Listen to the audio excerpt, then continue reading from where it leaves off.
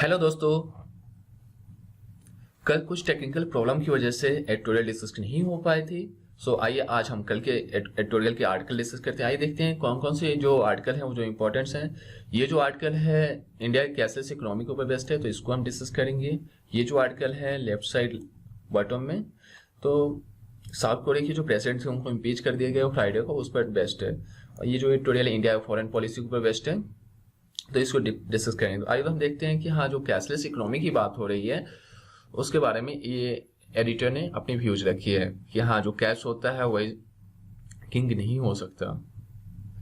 जैसे कि हमारे जो फाइनेंस मिनिस्टर हैं उन्होंने परसों फ्राइडे को कुछ टर्म बताए कि हाँ, अगर आप कैशलेस इकोनॉमी के कैशलेस ट्रांजैक्शन करते हैं तो आपके ट्रांजैक्शन में कुछ ना कुछ वेवर्स मिलेंगे। वेवर्स मतलब कि छूट मिलेगा।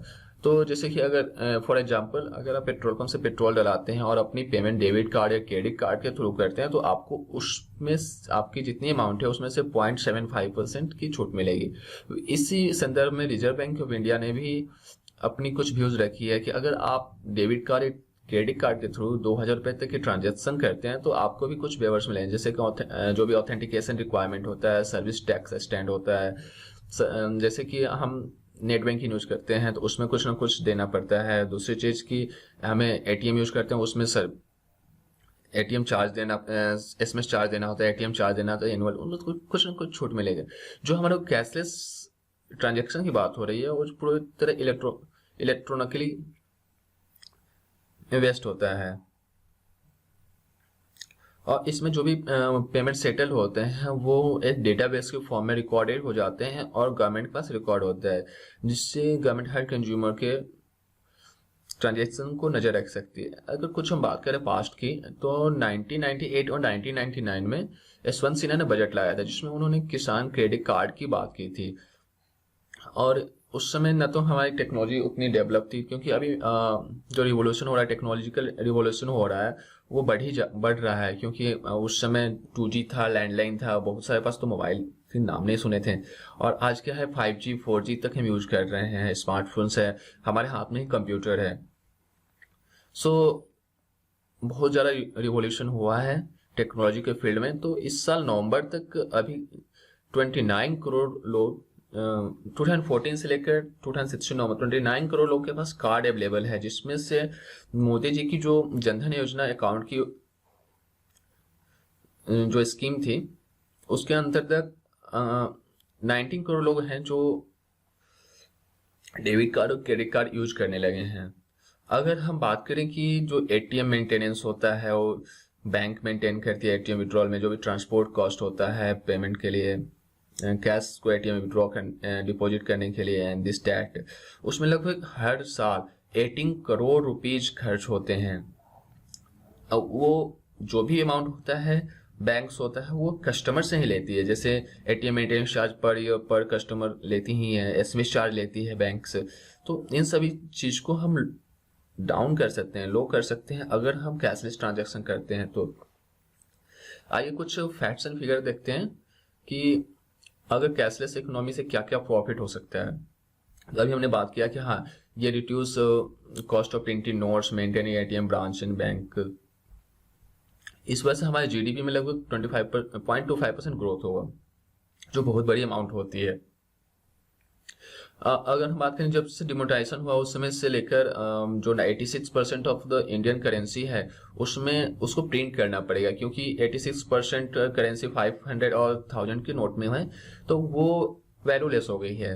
उसको प्रिंट करने में लगभग 10,000 करोड़ रुपए जा रही है कॉस्ट। तो अगर हम कैशलेस ट्रांजेक्शन करेंगे तो इन सभी चीजों में कमी आएगी, जो हमें पे नहीं करना पड़ेगा गवर्नमेंट को एसएमएस चार्ज या फिर एटीएम चार्ज में कुछ ना कुछ कमी आएगी।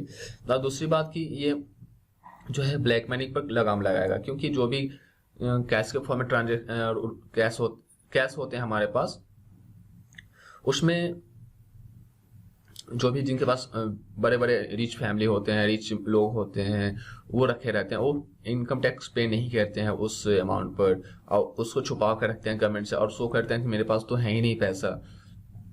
तो इस वजह से गवर्नमेंट के पास पूरी डेटाबेस मेंशन रहेगी, जिस वजह से वो ट्रेस कर सकती है गवर्नमेंट और उनके ऊपर रिक्वायर्ड इनकम टैक्स पेनाल्टी या फिर पे करने के लिए उनको फोर्स कर सकती है। बट यहाँ पर कुछ हर्डल्स हैं, जैसे कि आज भी स्मार्टफोन पेनिट्रेशन बहुत कम है, जो कि डिजिटल ट्रांजैक्शन के लिए बहुत ज़्यादा रोल प्ले करते हैं। और दूसरी बात कि गांव में तो आज मैक्सिमम जगह 3G नेटवर्क भी नहीं मिलता है, और जबकि इंडिया में 4G भी आ चुका है। 2G नेटवर्क से लोग काम चलाते हैं, जो कि एक सबसे बड़ी प्रॉब्लम है। सबसे बड़ी तो इंडिया को डिजिटलाइज करना होगा, हर गांव हर रूरल सेक्टर को high speed broadband internet provide करनी होगी। और जिनको स्मार्टफोन नहीं है उनको स्मार्टफोन लेना पड़ेगा, जो कि कॉस्टली हो सकता है। तो इसमें जो फार्मर्स हैं, लेबर्स हैं, रूरल एरिया में लोग हैं, वो उससे थोड़ा हिचकेंगे। दूसरी चीज, जो debit card credit card penetration जो ये भी काफी लो है, अबाउट 750 मिलियंस है। तो सबसे पहली बात तो हमें डेबिट कार्ड और क्रेडिट कार्ड को और बढ़ाना होगा। Okay friend. दूसरी चीज, जो डिजिटल लिटरेसी इन कंट्री बहुत ज्यादा लो है। लिटरेसी रेट तो ऑलरेडी कम है, बट डिजिटल लिटरेसी तो उससे भी बहुत ज्यादा कम है। तो आज जो भी डिजिटली लिटरेट लोग हैं, वो जो यंग बॉय हैं, यंग एज के जो भी यूथ हैं, वही मैक्सिमम अमाउंट है इसमें। आई मीन कि 15 टू लेकर 40 के एज को जो है मैक्सिमम ज्यादा डिजिटली लिटरेट वही है। वो हर डे पर डे लगभग 2 to 3 आवर्स ऑनलाइन इन्वेस्ट करते हैं अपना टाइम इंटरनेट पर। सो ये सबसे ज्यादा जरूरी है। दूसरी चीज की, जो भी फार्मर्स हैं उनको लिटरेट करना होगा, उनको मोबाइल चलाना सिखाना होगा, उनको इंटरनेट के बारे में बताना होगा कि कैसे पेमेंट करें। जो भी कैशलेस पेमेंट होती है वो यूपीआई की होती है। यूनिफाइड पेमेंट इंटरफेस जो होती है, ये गवर्नमेंट ऑफ इंडिया के अंदर आती है। रिजर्व बैंक ऑफ इंडिया ने इसको लॉन्च किया है कि हाँ, एक दूसरे से जुड़ सकते हैं। दूसरी चीज, लैक ऑफ इंटरनेट कनेक्टिविटी, जैसे मैंने बात किया कि हाँ, आज भी रूरल एरिया में इंटरनेट नहीं है। और जो साइबर सिक्योरिटी है उसको हमें और बूस्ट करना होगा, क्योंकि अभी 22 लाख जो डेबिट कार्ड थे वो हैक हो चुके थे, जिसमें से लगभग एसबीआई ने 6 लाख को तो ब्लॉक ही कर दिया था, फिर से रीइशू किया था। तो ये सभी प्रॉब्लम्स जो हैं सबसे ज्यादा इंपॉर्टेंट है। दूसरी एक मेजर बात है, जो भी कैशलेस इकोनॉमी होगी वो मोबाइल नंबर बेस्ड हो जाएगी और ईमेल के थ्रू। तो आपको सिक्योर करना होगा अपने मोबाइल को। पहले क्या थे, पैसे छुपा रखे, आज अगर मोबाइल गुम हो जाएगा तो उतना जो भी रूरल एरिया में लोग होते हैं उतना जागरूक नहीं होते हैं कि हाँ, मोबाइल को कैसे सेफ रखा जाए, ये वो। अब उनका मोबाइल गुम हो जाता है तो एक बार में उनका ट्रांजैक्शन हो सकता है, क्योंकि ओटीपी तो मोबाइल पर ही आता है। दूसरी चीज, ईमेल पर, ईमेल अगर हैक हो जा रहा है, क्योंकि आज बहुत सारे केसेस जो ईमेल हैकिंग की आती है, तो उस चीज को हमें पासवर्ड सिक्योर करना, टाइम टू टाइम हमें अपने पिन पासवर्ड चेंज करते रहना। तो ये बहुत बड़े चैलेंजेस हैं कैशलेस इकोनॉमी के बीच में, हर्डल्स आने वाले हैं। आइए दोस्तों, हम नेक्स्ट आर्टिकल देखते हैं। जो साउथ कोरिया के प्रेसिडेंट हैं पार्क गेन हे, वो 2013 में इलेक्ट हुए थे, और ये साउथ कोरिया के फर्स्ट वुमेन प्रेसिडेंट हैं। तो इस चीज को याद रखना, ये एग्जाम पॉइंट ऑफ व्यू से ये काफी इंपॉर्टेंट हो सकते हैं। ठीक है। तो साउथ कोरिया जो प्रेसिडेंट है, जब से पावर में आई हैं तब से उनके ऊपर बहुत सारे कंप्लेन आए हैं। वो गवर्नमेंट को अच्छे से रन नहीं करा रहे थे। वो कुछ उनके ऊपर जो केसेस हैं वो ये है कि उन्होंने कुछ कॉन्फिडेंशियल इंफॉर्मेशन को लीक किया है। उनके ऊपर मनी एक्सटॉर्शन केस है। यहाँ तक कि वो प्रेस से भी दूर रहती थी, अपोजिशन की कोई भी बात नहीं सुनती थी। बहुत सारी चीजें थी जो एक प्रेसिडेंट के रूप में होते हुए भी उन्होंने कंट्री के लिए कुछ भी नहीं किया, और उनके अंदर नेशनलिज्म की कमी थी। और उनके कार्यकाल में जो भी था, लगभग इकोनॉमिक थी बहुत ज्यादा डाउन हुआ, और डेमोक्रेसी जो उनकी South Korea had since its transition to a democracy in late 80s। जो साउथ कोरिया थे 80 के आसपास डेमोक्रेट हुआ था। लगभग साउथ कोरिया को क्या चाहिए कि उनके इम्पीच होने के बाद एक अच्छा लीडर आए, जो उनके टाइम में जो भी इकोनॉमिक खराब हुई है उसको बूस्ट करे, और वो लॉन्ग टर्म पर्सपेक्टिव हो। बात ये हुआ था कि जो कॉन्स्टिट्यूशनल कोर्ट था वो तो ये डिसाइड करने में लगभग 6 महीना लगा दिया कि हाँ, क्या उनको पावर में रखा जाए या न रखा जाए। बट बात उसमें क्या, जो साउथ कोरिया की जो प्रेसिडेंट थी उनको 9 दिसंबर 2016 को इम्पीच किया गया और इनके अगेंस्ट में लगभग 234 वोट थे और सपोर्ट में तो फिर सिर्फ 56 हुए। इनके खुद के पार्टी के लोगों ने भी इनको वोट नहीं किया, वो भी चाहते थे कि इनको हटा दे। इम्पीचमेंट वो होता है कि अगर जो भी हायर पोस्ट पर होते हैं, जैसे प्रेसिडेंट होते हैं, उन्हीं को इम्पीच किया जाता है कि हाँ, अगर वो खुद से रिजाइन नहीं देते हैं तो उनके खिलाफ में एक वोटिंग होता है कि हाँ कौन सपोर्ट में कौन अगेंस्ट में है। तो इसको पार्लियामेंट में जो मेंबर होते हैं वो इम्पीच करते हैं, वो वोट देते हैं अगेंस्ट में। तो इनके ऊपर बहुत सारे करप्शन केसेस थे, कॉन्फिडेंस प्रेसिडेंट पोस्ट पर होते हुए कॉन्फिडेंशियल लीक के केसेस थे। तो इस साल बहुत ज़्यादा ही 2016 माइंड ब्लॉगिंग रहा है, जैसे कि यूएस में डोनाल्ड ट्रंप की विक्ट्री। हाय दोस्तों, हम जो नेक्स्ट स्टार्ट किया है जो डॉक्ट्राइन ऑफ अनप्रेडिक्टेबिलिटी, इसमें जो इंडिया की फॉरेन पॉलिसी है उसके बारे में डिस्कस किया गया है और मैक्सिमम जो है बातें यूएस और इंडिया रिलेशनशिप के ऊपर डिस्कस बेस्ड है।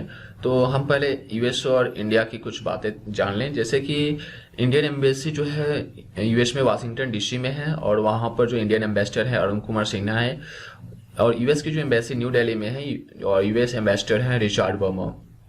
इन दो चीज़ों को याद रखना बहुत जरूरी है कि हमारे जो एम्बेसडर है वो कौन है। और ये जो है यूएस का पार्ट है, ये इतना जो भी ग्रे कलर से और ये ग्रीन कलर जो है वो इंडिया का पार्ट है। ओके फ्रेंड, आइए कुछ हिस्ट्री के बारे में जाने। आफ्टर इंडिपेंडेंस जो यूएस से फर्स्ट प्रेसिडेंट थे डेविड डी एसेनहावर, वो फर्स्ट टाइम इंडिया आए थे और दोनों देशों के बीच में जो भी रिलेशनशिप है उसको स्ट्रॉन्ग करने की बात किए थे दोनों नेशन के। ऐसा नहीं है कि ये फर्स्ट टाइम था इंडिया यूएस की रिलेशनशिप के बाद। बिफोर इंडिपेंडेंस जब ब्रिटिश राज था उस समय भी स्वामी जो विवेकानंद थे हमारे, वो यूएस में गए थे योगा एंड वेदांत को प्रमोट करने, जो कि वहाँ वर्ल्ड पार्लियामेंट ऑफ रिलीजन या शिकागो में उन्होंने प्रमोट किया था। और लेट 1930 और अर्ली 1940s में जो यूएस था उन्होंने इंडिया के सपोर्ट में बहुत सा ब्रिटिश एम्पायर पर प्रेशर बनाया था कि हाँ इंडिया इंडिपेंडेंस हो जाए। अगर हम बात करें कि हाँ यूएस और इंडिया बीच में थोड़ी सी खटास भी आई थी जब अटल बिहारी वाजपेयी जी थे, उन्होंने प्राइम मिनिस्टर हमारे जो थे, उन्होंने न्यूक्लियर वेपन टेस्ट किया था पोखरण में, जिसके बाद जो यूनाइटेड स्टेट था उन्होंने काफ़ी ज़्यादा इसकी निंदा की थी और वो United nation security council resolution जो होता है उसमें इसके अगेंस्ट में वोट दिया था कि हाँ इंडिया नहीं कर सकता। जो यूएन के मेंबर पार्ट होता है United nation security council resolution, उस समय जो प्रेसिडेंट थी यूएस की जो बिल क्लिंटन थी, उन्होंने इंडिया को मना किया कि हाँ आप नहीं कर सकते। उसके बाद इंडिया को इकोनॉमिकली काफ़ी ज़्यादा डाउन करने की कोशिश की, बट उसका कोई इफेक्ट नहीं आया। उन्होंने इंडिया की जो भी मिलिट्री और इकोनॉमिक एड है उसको बंद करने की बात कही, जो भी बैंक्स अमेरिकन बैंक्स है वो में जो भी लोन है उसको फ्रीज करने की बात कही जो इंडियन कंपनीज हैं। एंड बहुत सारी बात है, जो टेक्नोलॉजी इंडिया को हेल्प नहीं करेगा, जो यूरेनियम एक्सपोर्ट करता है अमेरिका वो नहीं करेगा। तो बहुत सारी बात उन्होंने बोली, बट इसका इंडिया पर कोई भी इफेक्ट नहीं पड़ा क्योंकि इंडिया की इकोनॉमी अपने आप में उस समय बूस्ट हो रही थी, इंडिया राइजिंग कंट्री बन रहा था। और जो बिल क्लिंटन थी 2000 में इंडिया आई विजिट पर और फिर से उन्होंने दोनों देश की इकोनॉमिक को डिस्कस किया कि हाँ कैसे इकोनॉमी और टेक्नोलॉजी को बूस्ट किया जाएगा। फिर वहाँ के जो प्रेसिडेंट बने बुश, उन्होंने दोनों देश के बीच में न्यूक्लियर वेपन डेवलपमेंट की बात कही और जो बिल क्लिंटन दोनों न्यूक्लियर इक्विपमेंट यूज करने पर आपत्ति जताई गई तो उसको उन्होंने नकारा। फिर हमारे जो भी बराक ओबामा की एडमिनिस्ट्रेशन जो थी उन्होंने इंडिया को बहुत सारा हेल्प किया, जो जैसे कि हम सभी जानते हैं कि यूएस प्रेसिडेंट और हमारे प्राइम मिनिस्टर नरेंद्र मोदी हैं, उनके बीच में बहुत अच्छे रिलेशंस रहे हैं। अभी तो डोनाल्ड ट्रंप हो गए प्रेसिडेंट हैं वहाँ के, अब देखते हैं क्या हो रहा है। तो यहाँ बहुत सारे डील्स हुए, आप इसको पॉज करके स्क्रीन शॉट लेकर देख सकते हैं कि क्या क्या बातें हुई थी। अब हम देखते हैं कि हाँ इसमें क्या बोला गया इस आर्टिकल में। ओके फ्रेंड,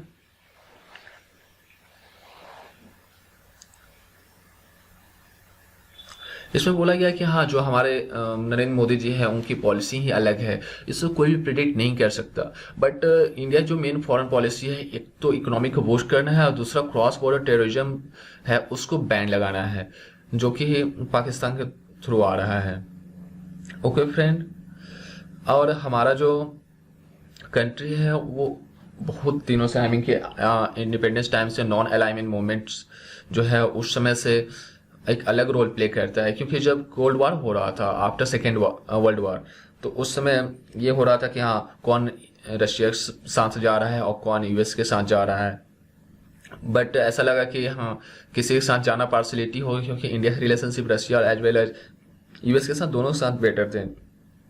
तो उस समय से जो हमारे प्राइम मिनिस्टर थे श्री जवाहरलाल नेहरू जी, उन्होंने नॉन अलाइनमेंट मूवमेंट स्टार्ट किया और सबसे ज़्यादा वर्ल्ड में इसके मेंबर बने, न तो यूएस के साथ न तो रशिया के साथ, और दोनों ने न्यूट्रल स्ट्रेटजी अपनाई। एक बात हुआ कि हाँ, अभी इंडिया की फॉरेन पॉलिसी में आफ्टर यूरो अटैक सार्क से पाकिस्तान को माइनस कर दिया, क्योंकि मोस्ट ऑफ द कंट्री जो बांग्लादेश, भूटान, मालदीव, नेपाल, श्रीलंका इंडिया के सपोर्ट में रहे, और on the basis of terrorism, यहाँ पाकिस्तान टेररिस्ट को सपोर्ट करता है। जो हमारे फॉर्मर प्राइम मिनिस्टर थे मनमोहन सिंह जी, उन्होंने 2013 में just before election 5 point foreign policy की बात की थी। बस वो पांचों पॉइंट बस यही बोला कि हाँ, जो हमारा जो डोमेस्टिक डेवलपमेंट है वो टॉप पर है, इकोनॉमी हमारी बूस्ट होती रहे। और हमें जो मोदी सर की जो फॉरेन पॉलिसी है वो तो अनप्रिडिक्टेबल है, उनको कोई भी गेस नहीं कर सकते, वो सरप्राइजिंगली होता है। जैसे उन्होंने डिमोनेटाइजेशन कर दिया, वो भी सरप्राइजिंगली रहा। जैसे कि वो हमेशा विजिट करते रहते हैं साउथ एशियन लीडर के साथ, को उन्होंने इनवाइट किया अपनी सेरेमनी में जब वो शपथ ले रहे थे 2014 में। फिर वो चाइनीज प्रेसिडेंट है जी जिनपिंग, वो गुजरात में आए। फिर रिपब्लिक डे पर यूएस प्रेसिडेंट बराक ओबामा को उन्होंने बुलाया 2015 में, जो कि बहुत बड़ी बात होती है, क्योंकि जो यूएस प्रेसिडेंट होते हैं वो वर्ल्ड में टॉप माने जाते हैं। बट हमारे यहाँ जो रिपब्लिक डे पर जो भी परेड होता है, फ्लैग होस्टिंग होता है, उसको प्रेसिडेंट के थ्रू होता है, और प्रेसिडेंट को इंडिया में सबसे ऊंचा दर्जा दिया जाता है, और बराक ओबामा को प्रेसिडेंट के साइड में बताया गया, रखा गया। तो ये बहुत बड़ी सरप्राइज वाली बात रही कि हाँ, बराक ओबामा को उस समय टॉप दर्जा नहीं मिला। और जब काबुल से लौट रहे, मॉस्को से जब लौट रहे, तो वो काबुल और लाहौर में रुके, लास्ट क्रिसमस की बात है। और वो हमेशा टूर पर जाते रहते हैं और कुछ ना कुछ फॉरेन पॉलिसी की बात करते रहते हैं, जिससे इंडिया अपना डोमेस्टिक लेवल पर तो बूस्ट होगा ही, इंटरनेशनल लेवल पर एक काफ़ी मेजर रोल प्ले करेगा और इकोनॉमी को बूस्ट करेगा। वो हमेशा, अभी तक तो यूनाइटेड अरब अमीरात, सऊदी अरबिया, कतर विजिट कर चुके हैं, ईरान, इजराइल को विजिट कर चुके हैं, और वो हमेशा टेररिज्म की बात करते हैं और इकोनॉमी बूस्ट करने की बात करते हैं। अभी उरी अटैक के बाद उन्होंने सर्जिकल स्ट्राइक दे दी की घोषणा कर दी, जिसके बाद ये काफ़ी करेजियस बात होता है। और इस साल जो इंडिपेंडेंस डे के स्पीच में उन्होंने बलूचिस्तान की जो आवाज़ उठाई है फ्रीडम के लिए, ये भी बहुत बड़ी बात है। और जैसे कि इंडिया ने बांग्लादेश को फ्री कराने के लिए भी काफ़ी बड़ा रोल प्ले किया था। तो मोदी गवर्नमेंट की जो भी स्ट्रेटेजी है वो अनप्रेडिक्टेबल है, कोई भी एक्सपेक्ट नहीं कर सकता कि क्या हो सकता है क्या नहीं हो सकता है। बट इस चीज़ से जो सभी को सरप्राइज पसंद नहीं होता है, जैसे चाइना एंड पाकिस्तान हुआ, वो हमेशा इंडिया को पर काउंटर अटैक करने के लगा रहता है। क्रॉस बॉर्डर फायरिंग हुआ, जिससे दोनों इंडिया, चाइना, पाकिस्तान मिलकर इंडिया के बीच में टेंशन क्रिएट करते हैं। और ये एक काफ़ी बड़ा इशू है, क्योंकि इकोनॉमिक, कोई भी चीज़ इकोनॉमिक में ही बाधा क्रिएट करती है। और हमारे जो मोदी सरकार हैं वो सिर्फ और सिर्फ फोकस करे इकोनॉमिक एंड डोमेस्टिक पॉलिसी पर।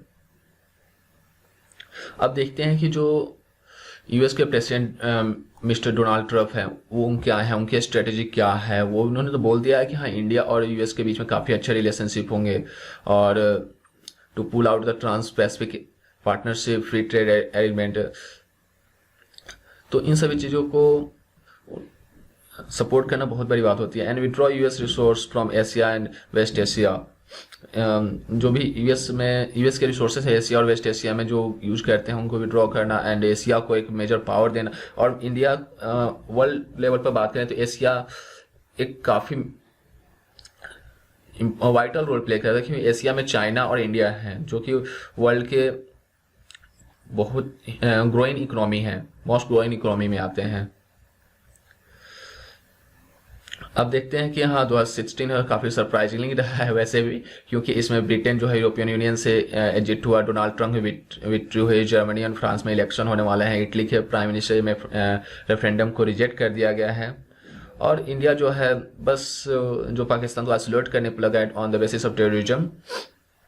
सो और इसके सपोर्ट में यूएस है। अब देखते हैं कि हाँ इंडिया की अगली जो सरप्राइजिंगली फॉरेन पॉलिसी होती है क्या रहती है। Okay friend, thanks and have a good day. I hope you like this video, so subscribe this channel. Thanks a lot.